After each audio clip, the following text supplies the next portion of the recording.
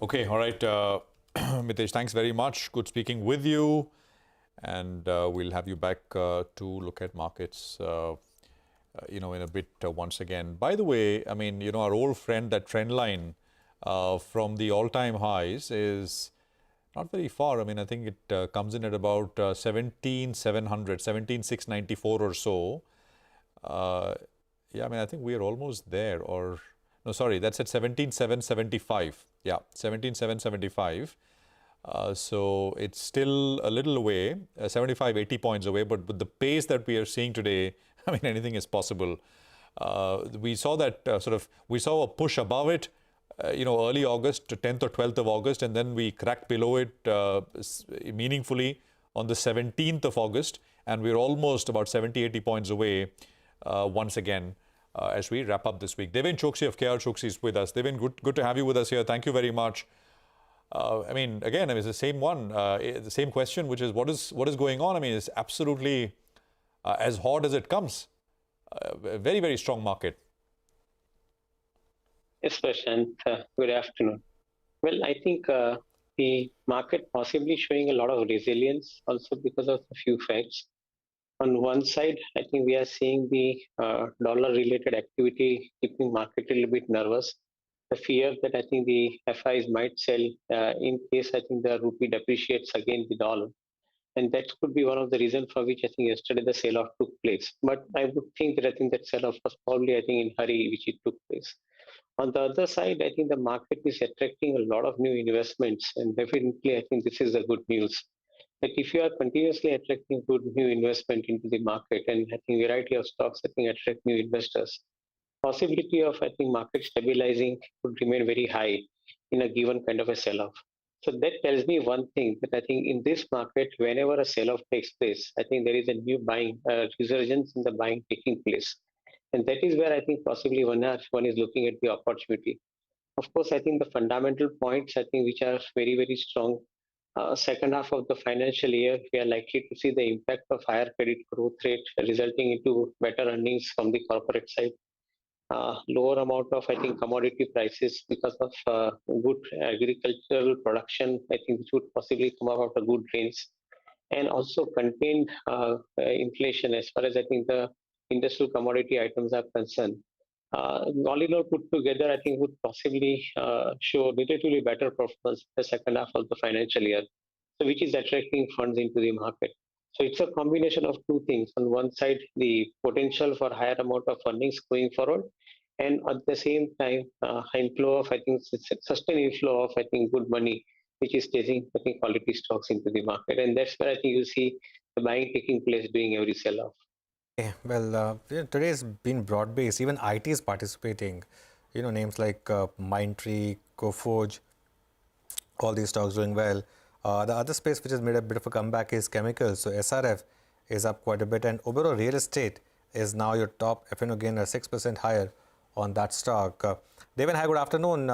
Thoughts on these real estate names? Big moves today in both DLF and Oberoi. Yeah, Anuj, good afternoon. I think largely I would think that some of the projects are getting near completions. And as a result of which in the quarterly result performance, I think you will see the reflection of them. Most of these companies are having higher amount of visibility also because of the fact that the amount of square feet that they have taken up for construction, and I think which is likely to materialize into the sales in coming quarters with the completion of these projects. And that is one of the good part I think that one can argue for, that you are having a good sustained demand taking place in the environment. And as a result of which, particularly in the residential premises, I think are having a sustained demand taking place. And that's where probably I think some of these companies are showing up.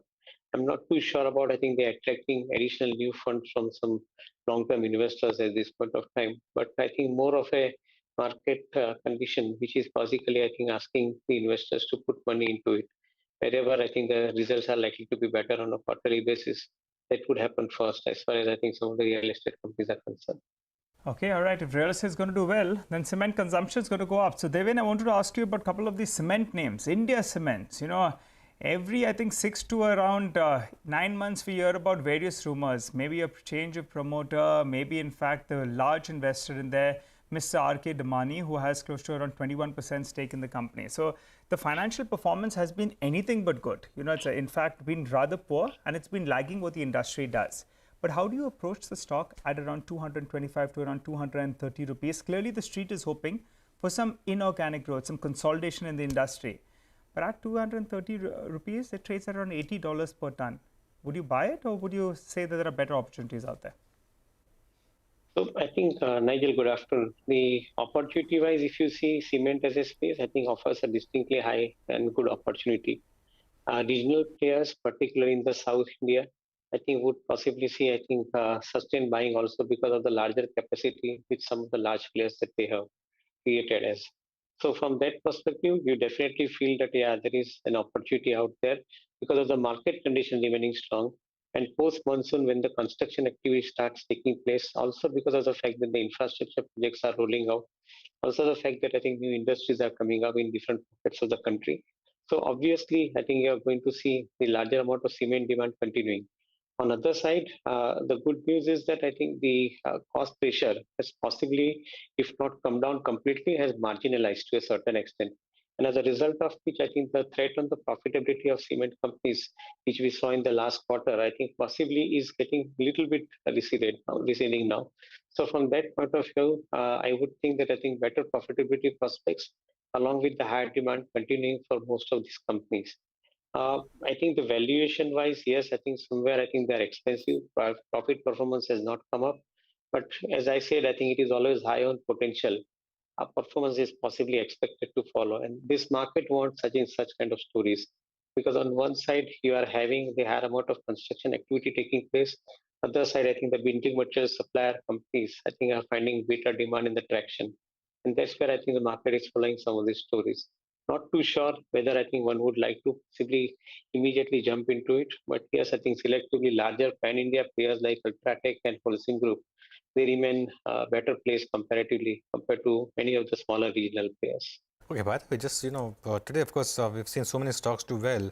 One that stands out is Tata Tele Maharashtra, TTML. That is, remember from 290 we had seen all the move all the way down to 90 on that stock, and today it's circuit up 20% higher on that stock, and with the huge volumes. Tata Tele Maharashtra is a stock that we are referring to.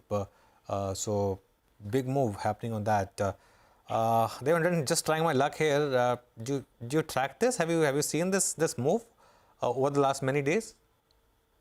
Not really, Anuj. I think we used to have this particular stock under our coverage, but I think for long I think we have dropped that coverage. So not thinking enough about the company. Okay, that's on TTML has done really well. And just another one that I want to ask you, Deven, is on Federal Bank. That's seeing a bit of a multi-year breakout after last quarter's numbers. I think last quarter numbers, the stock was at 87, 88. And since then, we've seen this move. Now, it normally every time struggles at around 110, 115. But this time, it's just taken that off.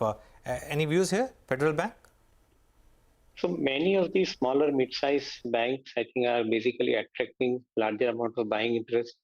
The theory going around is that I think these kind of banks would probably find some kind of strategic alliances, stroke consolidation happening eventually into their businesses.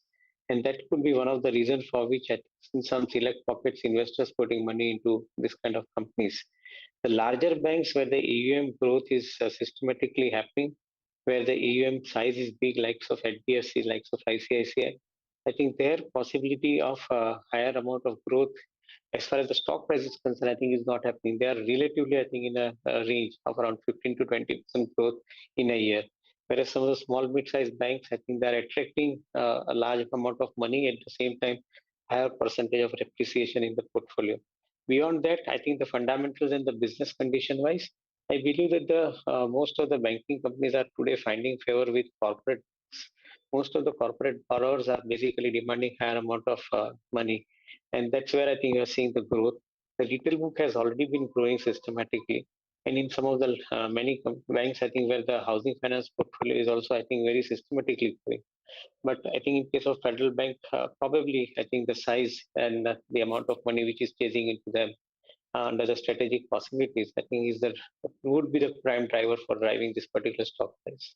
Deven, but on the banking names, the other theory going around is, fundamentally you have another IPO, Tamil Nadu Mercantile Bank IPO that's scheduled for the coming week. I was just looking at the valuations. On a trailing basis, it appears that it's coming at around 1.5 times price to book, but on a forward earnings, on the forward book, it appears it's coming at around 1.1 times odd. Now, quite a few of these banks that are listed already, that's the RBL banks, your federal bank that you just mentioned at around 1.2 times odd. So from the broader banks, if someone was thinking of applying in the IPO, do you think there are better options already in the listed space, and you'll get adequate quantity as well if demanded? Go ahead. So, Nigel, I think, yes, there are category of investors who would basically apply in IPO and probably, I think, make their gain out of flipping of the IPO investments. But people like, I think, us who are basically investing largely through our PMSs into the portfolios, we feel that I think today the opportunity is best for some of the larger banks, because some of the larger banks with a higher amount of AUM have a higher amount of possibility, and that on a sustainable basis as far as their credit growth is concerned, because I think their corporate customers are probably demanding more credit. So maybe I think down the line, few quarters from now, I think some of these larger banks could possibly show relatively higher performance in their books, and that is where probably I think our focus would remain buying into some of them.